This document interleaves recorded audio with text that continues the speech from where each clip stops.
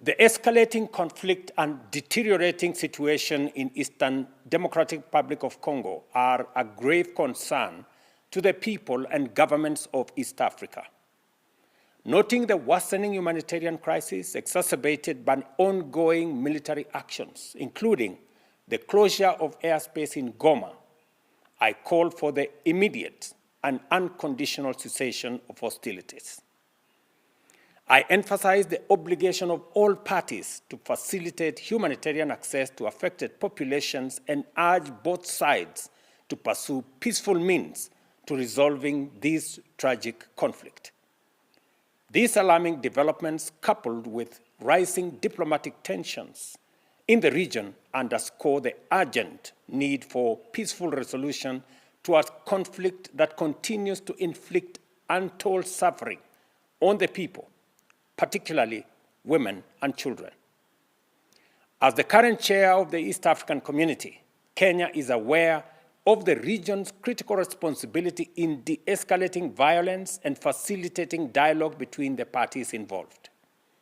We confirm and firmly believe that a sustainable solution can only be achieved through engagement, constructive dialogue, and a renewed commitment to peace.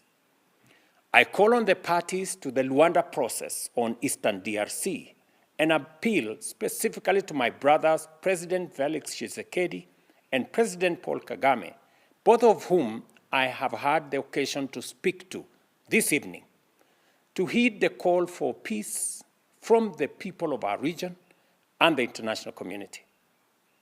I call on them to dedicate all efforts towards achieving peace in Eastern DRC and restoring good neighborliness, an essential principle underpinning regional peace and collective responsibility.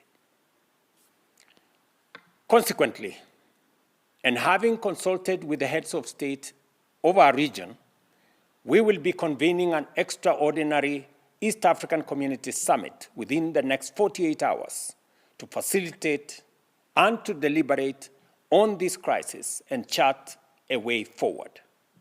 This is in line with the East African Community Summit's decision of November 2024, which called for constructive engagement to address this conflict.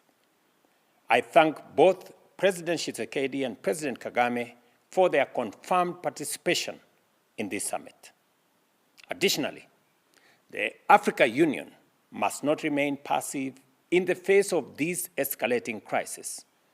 The East African Community stands ready to forge a stronger collaboration with the African Union and SADC, as well as the international community in encouraging the warring parties to prioritize engagement.